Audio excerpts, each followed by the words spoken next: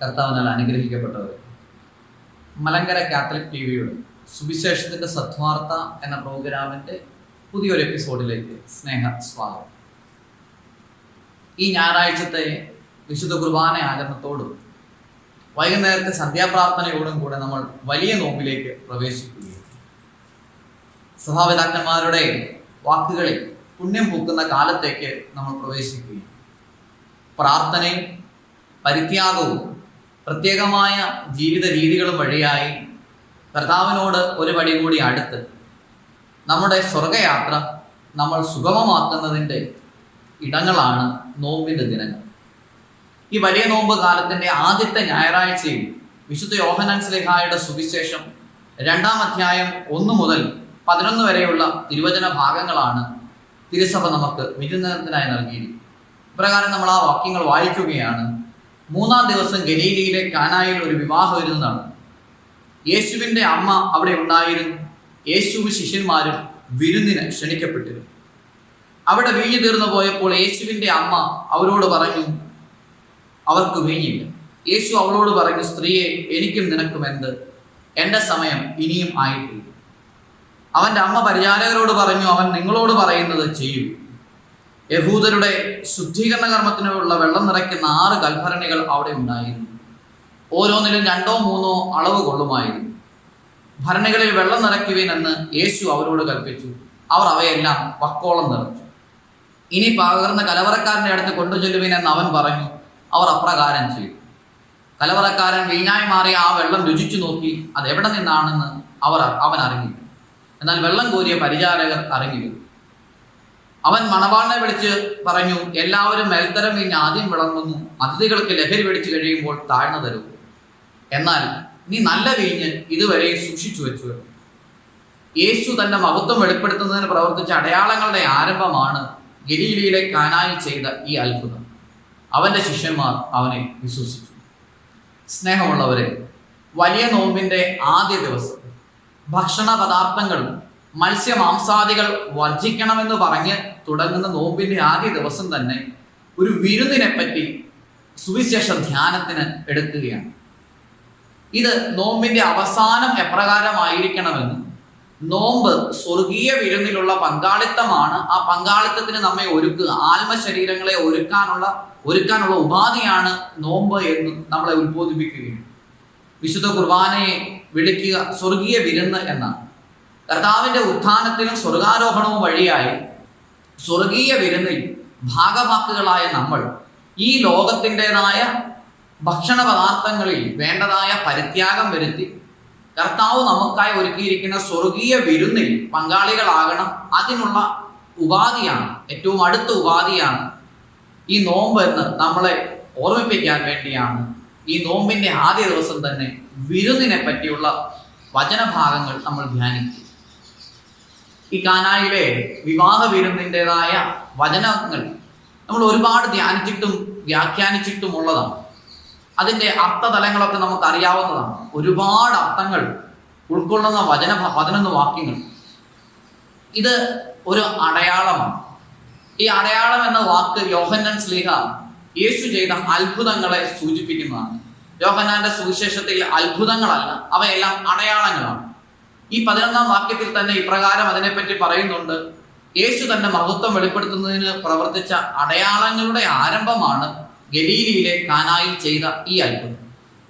അടയാളങ്ങളുടെ ആരംഭമാണ്. യോഹന്നാൻ ശ്ലീഹ മറ്റു സുവിശേഷങ്ങളെ അപേക്ഷിച്ച് അത്ഭുതങ്ങളുടെ വിവരണം വളരെ കുറവാണ്. മറ്റു ശിഷ്യന്മാരൊക്കെ യേശുവിൻ്റെ ജീവിതത്തിൽ യേശു ചെയ്തതായ അത്ഭുതങ്ങൾ സുവിശേഷം മുഴുവനായി 36 അത്ഭുതങ്ങളോളം വിവരിച്ചിരിക്കുമ്പോൾ യോഹന്നാൻ ശ്ലീഹ അതിൽ 8 എണ്ണം മാത്രമാണ് എടുത്തിരിക്കുന്നത്. ഈ 8 എണ്ണം യോഹന്നാൻ ശ്ലീഹ എടുത്തിരിക്കുന്നത് അടയാളമായിട്ടാണ്.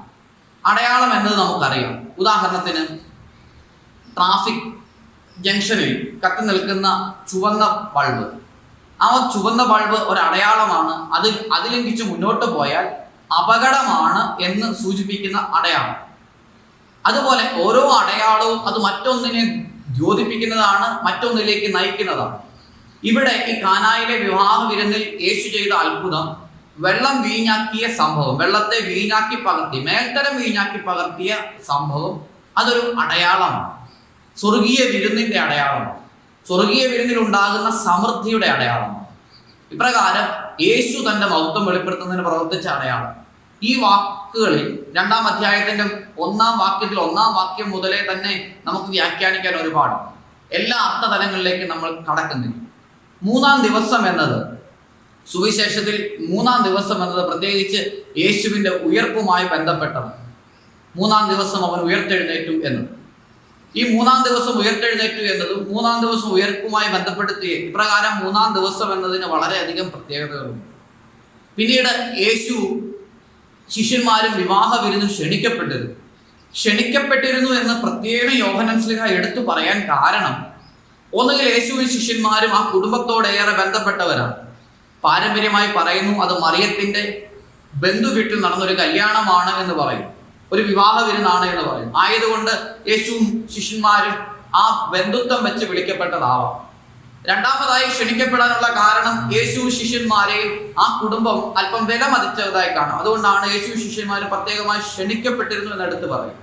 മൂന്നാമതായി യേശു ശിഷ്യന്മാരും ആകാശത്തിലെ പറവകൾ കണക്കെ, ആകാശത്തിലെ പറവകൾക്ക് തലചായ്ക്കാൻ വീടുണ്ട്, പാമ്പുകൾക്ക് മാളങ്ങളുണ്ട്, എന്നാൽ മനുഷ്യപുത്രന് തലചായ്ക്കാൻ ഇടമില്ല എന്ന് പറയുന്ന തരത്തിൽ യേശുവും ശിഷ്യന്മാര് സുവിശേഷ പ്രഘോഷണവും സുവിശേഷ ദൗത്യവുമായി വഴിനീളം സഞ്ചരിച്ചു കഴിയുമ്പോൾ അവരെ ക്ഷണിച്ചിരുന്നു എന്ന് പറയുന്നതിന് ആ തരത്തിൽ ഒരർത്ഥം കൂടെ ഉണ്ട്. ഒരുപക്ഷെ പരിഹാസമായി ഉപയോഗിച്ചതാകാം യേശു ശിഷ്യന്മാരെ ക്ഷണിക്കപ്പെട്ടത്. ഒരുപക്ഷെ അവരല്പം ബഹുമാനീയരായതുകൊണ്ട് അവരെ ക്ഷണിച്ചതുമാകാം. ഇനി ബന്ധുത്വം കൽപ്പിച്ച് ക്ഷണിച്ചതുമാകാം. ഈ 3 അർത്ഥതലങ്ങൾ അവർ ക്ഷണിക്കപ്പെട്ടിരുന്നു എന്നതിലുണ്ട്. എങ്കിലും അവർക്ക് വീഞ്ഞില്ല, അവിടെ വീഞ്ഞ് തീർന്നു പോയി എന്നതാണ് ഇവിടുത്തെ പ്രശ്നം. ഒരു യഹൂദ കുടുംബത്തിൽ വിവാഹം നടക്കുക, വരന്റെ കുടുംബത്തിൽ വെച്ചാണ് വിവാഹം നടക്കുക. അത് വിവാഹ നിശ്ചയത്തിന് ഏകദേശം 1 വർഷത്തോളം കാലതാമസം കഴിഞ്ഞാണ് വിവാഹം നടക്കുക. ഈ 1 വർഷ കാലതാമസം എന്നത് വരന്റെ കുടുംബക്കാർക്ക് വധുവിനെ എതിരേൽക്കാനും വിവാഹത്തിന്റെ സൽക്കാരത്തിന് വേണ്ടതായ ക്രമീകരണങ്ങൾ ചെയ്യാനുമുള്ള കാലയളവാണ്. ഈ 1 വർഷക്കാലം അവരെടുത്ത് വിവാഹത്തിന് വേണ്ടതായ ഒരുക്കങ്ങൾ, വധുവിനെ സ്വീകരിക്കാൻ വേണ്ടി ഭവനമൊരുക്കുക, വരൻ ഒരുങ്ങുക, ഒപ്പം തന്നെ അതിഥികൾക്ക് വേണ്ടതായ വിഭവങ്ങൾ നൽകാൻ, സൽക്കാരത്തിന് വേണ്ടതായ വിഭവങ്ങൾ നൽകാൻ സ്വരുക്കൂട്ടുക. ഇപ്രകാരമുള്ള തയ്യാറെടുപ്പിലുള്ള പരാജയത്തെയാണ് ഇവർ കാണുന്നത്. ഈ വീഞ്ഞ് വിവാഹ സൽക്കാരത്തിൽ, യഹൂദ വിവാഹ സൽക്കാരത്തിൽ പ്രധാനപ്പെട്ട ഒരു വിഭവമാണ്. നമ്മുടെ നാട്ടിൽ തന്നെ നമുക്കറിയാം, കഴിഞ്ഞ നാളുകളിൽ പപ്പടത്തിന്റെ പേരിൽ കല്യാണത്തിൽ വീടുകളിൽ അടിയുണ്ടായ സംഭവങ്ങൾ, പായസത്തിന്റെ പേരിൽ അടിയുണ്ടായ സംഭവങ്ങൾ, വലിയ വഴക്കുണ്ടായ സംഭവങ്ങൾ, വിവാഹ വിരുന്നിലെ പ്രധാനപ്പെട്ട വിഭവങ്ങൾ തീർന്നു പോവുക, അതിഥികൾക്ക് നൽകാൻ കഴിയാതെ വരിക എന്നത് ആ കുടുംബത്തെ സംബന്ധിച്ചിടത്തോളം വളരെയധികം മാനഹാനി ഉണ്ടാകുന്നു. ഇപ്രകാരം മാനഹാനിയിലേക്ക് ഒരു കുടുംബം വീണുപോകാൻ പോകുന്ന അവസരത്തിലാണ് മറിയം വന്ന് യേശുവിന്റെ അടുക്കൽ പറയുക അവർക്ക് വീഞ്ഞില്ല എന്ന്.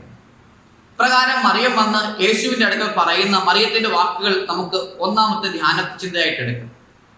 മറിയം വന്ന് യേശുവിനോട് പറയുമ്പോൾ മറിയത്തിനറിയാം ആരോട് പറയണമെന്ന്. യേശുവിന്റെ അടുക്കൽ പറഞ്ഞാൽ ഈ പ്രശ്നത്തിന് പരിഹാരം ഉണ്ട് എന്ന് മറിയത്തിനറിയാം. നമ്മൾക്കൊക്കെയും സംഭവിക്കുന്ന കാര്യം ഇതാണ്, പ്രശ്നത്തിന്റെ പരിഹാരം ഉള്ളവന്റെ അടുക്കൽ നമ്മൾ പറയില്ല. നമ്മൾ അയൽക്കാരോട്, ബന്ധുക്കളോട്, കൂട്ടുകാരോട്, സുഹൃത്തുക്കളോടൊക്കെ പരാതി പറയും. എന്നാൽ ദൈവത്തിന്റെ അടുക്കലേക്ക് നമ്മൾ എത്തുക വളരെ സാവധാനമായി. എല്ലാ വഴികളും അടഞ്ഞു കഴിയുമ്പോഴായിരിക്കും ഒരു പക്ഷേ നമ്മൾ ദൈവത്തിന്റെ സന്നിധിയിലേക്ക് ഓടിയെത്തുക. ആദ്യം തന്നെ പ്രശ്നത്തിന്, എല്ലാ പ്രശ്നങ്ങൾക്കും എല്ലാ ചോദ്യങ്ങൾക്കും ഉത്തരമായവൻ, എല്ലാ പ്രശ്നങ്ങൾക്കും പരിഹാരമുള്ളവന്റെ അടുക്കലേക്ക് എത്താൻ നമുക്ക് സാധിക്കും. രണ്ടാമതായി പ്രാർത്ഥിക്കുന്ന രീതിയാണ് ഈ സുവിശേഷം നമ്മെ പഠിപ്പിക്കുന്നത്. പ്രാർത്ഥിക്കുമ്പോൾ മറിയം എപ്രകാരം പ്രാർത്ഥിക്കണമെന്ന് ഈ കാനായിലെ വിവാഹ വിരുന്നിന്റെ സംഭവത്തിലൂടെ നമ്മളോട് പഠിപ്പിക്കുന്നു. മറിയം വന്ന് യേശുവിന്റെ അടുക്കൽ പറഞ്ഞു അവർക്ക് വീഞ്ഞില്ല. യേശുവിന്റെ മറുപടിയുണ്ട്, സ്ത്രീയെ എനിക്കും നിനക്കും എന്ത്, എന്റെ സമയം ഇനിയും ആയിട്ടില്ല.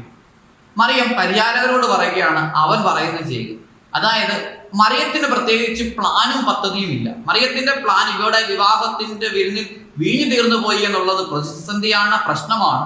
എന്നാൽ അതെങ്ങനെ പരിഹരിക്കണം? നമ്മൾ പോയിട്ട് കർത്താവിന്റെ സന്നിധിയിൽ പ്രാർത്ഥിക്കുന്നത് ഇപ്രകാരമൊക്കെ കർത്താവെ നീ ചെയ്യണം. ധ്യാന കേന്ദ്രങ്ങളിലൊക്കെ നമ്മൾ പോയി പ്രാർത്ഥിക്കുന്നത് അപ്രകാരമാണ്, അല്ലെങ്കിൽ നൊവേനകൾ നടത്തുന്നത് ഇങ്ങനെയാണ്, കർത്താവെ ഇതിന്റെ പ്രതിവിധികൾ ഇങ്ങനെയാണ്, ഇങ്ങനെ നീ ചെയ്തു തരണം, ഈ റിസൾട്ട് ഇപ്രകാരം നടത്തി തരണം, ഈ രോഗത്തിന്റെ ശമനം ഇപ്രകാരമായിരിക്കണം, അത്ഭുതകരമായി കടബാധ്യതകളെ ഇല്ലാതാക്കണം. എന്നാൽ ആ കടബാധ്യതകളിലൂടെ ഉണ്ടാകുന്ന ദൈവത്തിന്റെ മഹത്വത്തിലേക്ക് നയിക്കാൻ തക്കവണ്ണമുള്ള അടയാളമായി നമ്മുടെ പ്രശ്നങ്ങളെ മാറ്റിയെടുക്കണം. മറിയത്തിന്റെ കാര്യം അതാണ്. മറിയ കർത്താവിന്റെ സന്നിധിയിൽ യേശുവിന്റെ അടുക്കൽ തന്റെ മകന്റെ അടുക്കൽ ചെന്ന് പ്രശ്നം അവതരിപ്പിച്ചു. അവർക്ക് വീഞ്ഞില്ല. പിന്നീട് പരിചാരകരോട് പറയുകയാണ്, ഇനി എന്റെ പദ്ധതി അല്ല, അവന്റെ പദ്ധതി നിറവേറണം. അത് മറിയത്തിന്റെ ജീവിതത്തിൽ ഉടനീളം ഉള്ളതാണ്. ദൂതൻ വന്ന് മറിയത്തിന്റെ അടുക്കൽ പറഞ്ഞു, നീ ഗർഭം ധരിച്ച് ഒരു പുത്രനെ പ്രസവിക്കും. മറിയം ചോദ്യം ചോദിക്കുന്നുണ്ട്. ചോദ്യത്തിന് ദൂതൻ മറുപടി പറയുന്നുണ്ട്. ഈ മറുപടി കേൾക്കുമ്പോൾ മറിയം പറഞ്ഞത് ഇപ്രകാരമാണ്, ഇതാ കർത്താവിന്റെ ദാസി, നിന്റെ ഹിതം എന്നിൽ നിറവേറട്ടെ. ഇത് യേശുവിന്റെ പദ്ധതിയാണ്. യേശു ഗെത്സമൻ തോട്ടത്തിൽ വെച്ച് മനമുരുകി പ്രാർത്ഥിച്ചു, പിതാവെ കഴിയുമെങ്കിൽ ഈ പാനപാത്രം എടുത്തു മാറ്റണം, അത് എന്റെ ആഗ്രഹമാണ്. എന്നാലും പിതാവെ, എന്റെ ആഗ്രഹമല്ല നിറവേറേണ്ടത്, നിന്റെ ആഗ്രഹമാണ്. ദൈവത്തിന്റെ പദ്ധതിയാണ് നിറവേറേണ്ടത്. നമ്മൾ പലപ്പോഴും മറന്നു പോകുന്ന ഒരു കാര്യമുണ്ട്. ജെറമ്യായുടെ പുസ്തകത്തിൽ വായിക്കുന്ന വാക്കുകൾ, എനിക്ക് നിങ്ങളെക്കുറിച്ചൊരു പദ്ധതിയുണ്ട്, നിന്നെക്കുറിച്ചൊരു പദ്ധതിയുണ്ട്, നിന്റെ നാശത്തിനല്ല ക്ഷേമത്തിനുള്ള പദ്ധതിയാണ്. പല പ്രശ്നങ്ങളും പ്രതിസന്ധികളും രോഗാവസ്ഥകളും കടബാധ്യതകളും ഒക്കെ വരുമ്പോൾ നമ്മൾ ഈ പദ്ധതി മറന്നുപോകും. ദൈവിക പദ്ധതി മറന്നുപോയിട്ട് നമ്മൾ തന്നെ പദ്ധതി ഒരുക്കി ആ പദ്ധതി നടപ്പാക്കാൻ വേണ്ടി കർത്താവിന്റെ സന്നിധിയിൽ പ്രാർത്ഥിക്കും. എന്നാൽ അപ്രകാരമല്ല പ്രാർത്ഥിക്കേണ്ടത്. കർത്താവെ, ഇത് ഞങ്ങളുടെ പ്രശ്നമാണ്, എന്നാൽ അത് പരിഹരിക്കേണ്ട രീതി കർത്താവെ നിനക്കേ അറിയുള്ളൂ. മറിയം അതാണ് പറയുക, പരിചാരകരോട് പറയുകയാണ്, അവൻ പറയുന്നത് ചെയ്യുക. അവിടെ യഹൂദരുടെ ശുദ്ധീകരണ കർമ്മത്തിനായിട്ട് വെള്ളം നിറയ്ക്കുന്ന 6 കൽഭരണികൾ ഉണ്ടായി. ഇതും സഭാപിതാക്കന്മാർ പറയുക, ശുദ്ധീകരണ കർമ്മത്തിനുള്ള വെള്ളം നിറയ്ക്കുന്ന 6 കൽഭരണികൾ എന്നത് വീടിന്റെ വാതിൽക്കൽ അതിഥികളെ സ്വീകരിക്കാൻ വേണ്ടി വരുമ്പോൾ അവരുടെ പൊടി നിറഞ്ഞ പാതകളാണ് യൂദയായിലുള്ളത്. യൂദയായിലെ മലഞ്ചെരുവിൽ അല്ലെങ്കിൽ കാനായിലെ വഴികളൊക്കെയും പൊടി നിറഞ്ഞ മൺപാതകളാണ്. പ്രകാരം പൊടി നിറഞ്ഞ മൺപാതകളിലൂടെ അതിഥികൾ വീട്ടിലേക്ക് വരുമ്പോൾ യഹൂദ രീതി അനുസരിച്ച് കുടുംബനാഥൻ അവരുടെ പാദങ്ങൾ കഴുകി സ്വീകരിക്കും. അതായത് കുടുംബനാഥൻ എളിമപ്പെടുന്നതിനെ സൂചിപ്പിക്കുകയാണ്. അതിഥികളെ സ്വീകരിക്കാൻ തക്കവണ്ണം എളിമപ്പെടുകയാണ്. അതിഥി ദേവോ ഭവ എന്ന നമ്മുടെ പാരമ്പര്യം നമുക്ക് ഓർക്കാം. അതിഥികളെ ദേവന്മാരായി പരിഗണിക്കുന്ന നമ്മുടെ പാരമ്പര്യത്തെ നമുക്ക് ഓർക്കാം. ഇപ്രകാരം ഈ വെള്ളം, ആ ശുദ്ധീകരണ കർമ്മത്തിനുള്ള വെള്ളം നിറയ്ക്കുന്ന 6 കൽഭരണികളിലെ വെള്ളം തീർന്നുപോയി എന്ന് പറഞ്ഞാൽ അതിനർത്ഥം അതിഥികളെ വേണ്ടവണ്ണം സ്വീകരിച്ചില്ല. അപ്പോൾ യേശു തമ്പുരാൻ പറയുകയാണ്, ആ കൽഭരണികൾ നിറയ്ക്കും. ഇനി പരിചാരകർ അവർ വക്കോളം നിറച്ചു. വക്കോളം നിറച്ചാൽ എന്ന് പറഞ്ഞു കഴിഞ്ഞാൽ അതൊരു പൂർണ്ണതയാണ്. മനുഷ്യത്വത്തിന്റെ പൂർണ്ണതയാണ് ഒരു കുടത്തിന്റെ വക്കോളം നിറയ്ക്കുക. കൽഭരണിയുടെ വക്കോളം നിറയ്ക്കാൻ പറയുക എന്ന് പറഞ്ഞാൽ മനുഷ്യത്വത്തിന്റെ പൂർണ്ണതയാണ്. ഇവിടെ പരിചാരകർ ചെയ്യുന്നത് പൂർണ്ണ വിശ്വാസത്തോടെ ദൈവത്തെ ആരാധിക്കണമെന്ന വാക്കുകളാണ്. പൂർണ്ണതയിലേക്ക് ചെയ്യുന്നത് പെർഫെക്റ്റ് ആയിട്ട് ചെയ്യുക. ഇപ്രകാരം കൽഭരണികൾ നിറച്ചു കഴിഞ്ഞപ്പോൾ അവൻ പറഞ്ഞു, ഇനി ഇത് പകർന്ന കലവറക്കാരന്റെ അടുത്ത് കൊണ്ടുവരില്ല. ഈ പരിചാരകരുടെ വിശ്വാസമാണ് ഇവിടെ സൂചിപ്പിക്കുന്നത്. ഈ വാക്കുകൾ വിശ്വാസവും പ്രവൃത്തിയും തമ്മിലുള്ള, വിശ്വാസവും പ്രാർത്ഥനയും തമ്മിലുള്ള ബന്ധത്തെയാണ് സൂചിപ്പിക്കുന്നത്. കൽഭരണികളിൽ നിറയ്ക്കപ്പെട്ട വെള്ളം കലവറക്കാരന്റെ അടുത്തേക്ക് പകർന്നു കൊണ്ടുപോകാൻ യേശു പറഞ്ഞപ്പോൾ മടി കൂടാതെ ചെയ്ത പരിചാരകർ, വിശ്വാസവും അവരുടെ പ്രാർത്ഥനയും വിശ്വാസവും അവരുടെ പ്രവർത്തനവും പൂർണ്ണമായി അവർ കർത്താവിൽ വിശ്വസിക്കുകയാണ്. ഇത് കലവറക്കാരന്റെ അടുക്കലേക്ക് കൊണ്ടുവന്നു കഴിഞ്ഞപ്പോൾ അവിടെ മേൽത്തരം വീഞ്ഞായി രൂപപ്പെട്ടു. മേൽത്തരം വീഞ്ഞായി മാറി. ഇതുവരെയും രുചിച്ചു നോക്കാൻ സാധിക്കാത്തവണ്ണമുള്ള മേൽത്തരം വീഞ്ഞായി രൂപപ്പെട്ടു. ഇതാണ് ഈ മേൽത്തരം വീഞ്ഞ് എന്ന് സൂചിപ്പിക്കുക. യോഹന്നാൻ സുവിശേഷത്തിന്റെ 1-ാം അധ്യായത്തിൽ ഇപ്രകാരം നമ്മൾ വായിക്കുന്നുണ്ട്, നിയമം മോശ വഴി നൽകപ്പെട്ടു, എന്നാൽ ക്രിസ്തുവിലൂടെ, അവനിലൂടെ നമുക്ക് കൃപയും സത്യവുമാകട്ടെ യേശു ക്രിസ്തു വഴി ഉണ്ടായി. നിയമം മോശ വഴി നൽകപ്പെട്ടു, കൃപയും സത്യവും മോശ വഴി ഉണ്ടായി. അത് മേൽക്കുമേൽ കൃപയ്ക്കുമേൽ കൃപ നമുക്ക് ലഭിക്കാൻ വേണ്ടിയാണ് അവന്റെ പൂർണ്ണതയിൽ നാം എല്ലാം കൃപയ്ക്കുമേൽ കൃപ സ്വീകരിച്ചിരിക്കുന്നു എന്ന വാക്ക്. കർത്താവിൽ കൃപയ്ക്കുമേൽ കൃപ എന്നത് പൂർണ്ണതയിലേക്ക് നയിക്കുകയാണ്. മേൽത്തരമായ വീഞ്ഞ് സമാനമാക്കുകയാണ്. ഇത് മോശ ചെയ്ത ഒരു അത്ഭുതത്തിലേക്ക് വിരൽ ചൂണ്ടുന്നുണ്ട്. മോശ നൽകിയ ആദ്യത്തെ അത്ഭുതം, മോശയിലൂടെ സംഭവിച്ച ആദ്യത്തെ അത്ഭുതം വെള്ളത്തെ രക്തമാക്കി മാറ്റുക എന്നത്. വെള്ളത്തെ രക്തമാക്കി മാറ്റുക എന്നത് നിയമത്തെ സൂചിപ്പിക്കുന്നതാണ്. ഇവിടെ വെള്ളം വീഞ്ഞായി മാറ്റപ്പെടുകയാണ്. വെള്ളം വീഞ്ഞായി മാറ്റപ്പെടുക എന്നത് ദൈവത്തിന് മാത്രം ചെയ്യാൻ സാധിക്കുന്ന കാര്യമാണ്. മനുഷ്യന് ചെയ്യാൻ സാധിക്കുന്ന കാര്യം എന്താണ്? വെള്ളം കോരി കൽഭരണിയുടെ വക്കോളം നിറയ്ക്കാൻ പറ്റും. എന്നാൽ യേശുവിന് വെള്ളത്തെ വീഞ്ഞാക്കി മാറ്റാൻ, വെള്ളത്തെ ആഹാരമാക്കി മാറ്റാകുകയാണ്. മോശ വെള്ളത്തെ രക്തമാക്കി മാറ്റിയെങ്കിൽ ആ രക്തം എന്നത് നിയമത്തെ സൂചിപ്പിക്കുന്നു. അത് മനുഷ്യന് കഠിനമായി.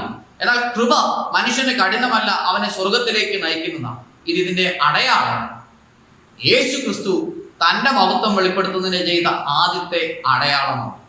ഇവിടെ സ്വർഗീയ വിരുന്നാണ് പ്രതിപാദ്യ വിഷയം. മണവാളൻ യേശു ക്രിസ്തു, വെള്ളം വീഞ്ഞായി മാറിയ വെള്ളം അവനിലൂടെ നമുക്ക് ലഭിക്കുന്ന കൃപയുമാണ്. അവന്റെ ശിഷ്യന്മാർ അവനെ വിശ്വസിക്കുകയും. പ്രിയപ്പെട്ടവരെ, ഇതാണ് ഈ സുവിശേഷത്തിന്റെ അർത്ഥതലം. നമ്മൾ അതിന്റെ വ്യാഖ്യാനങ്ങളിലേക്കൊന്നും കടന്നു പോയില്ല. അതിന്റെ ഉപരിതലത്തിലൂടെ ഓരോ വാക്യങ്ങളും സൂചിപ്പിക്കുന്ന കാര്യങ്ങളിലേക്ക് മാത്രമാണ് നമുക്ക് ധ്യാനിക്കാനുള്ളത്. ഓരോ കാര്യവും ഓരോ ധ്യാന വിഷയമാണെന്ന് തിരിച്ചറിയാം. പ്രിയപ്പെട്ടവരെ, വലിയ നോമ്പിന്റെ ആദ്യ ദിവസം സ്വർഗീയ വിരുന്നിനെ സൂചിപ്പിക്കുന്ന വിരുന്നിന്റെ ഭാഗം നമുക്ക് ധ്യാനമായി നൽകുകയാണ്. നമ്മുടെ വലിയ നോമ്പിലൂടെ, നമ്മൾ ഇന്ന് ആരംഭിക്കുന്ന വലിയ നോമ്പിലൂടെ നമുക്ക് ലഭിക്കേണ്ടത് ഈ സ്വർഗീയ വിരുന്നിന്റെ ആസ്വാദനമാണെന്നും നമ്മൾ എടുക്കുന്ന പരിത്യാഗവും നമ്മൾ ചെയ്യുന്ന വർജനയും പ്രത്യേകമായ പ്രാർത്ഥനകളും ഒക്കെയായ വഴിയായി ഈ നോമ്പിന്റെ ചൈതന്യം, സ്വർഗീയ വിരുന്നിന്റെ ചൈതന്യത്തിലേക്ക് നയിക്കപ്പെടുവാൻ നമുക്കിടയാക്കട്ടെ. ദൈവം നമ്മെ അനുഗ്രഹിക്കട്ടെ.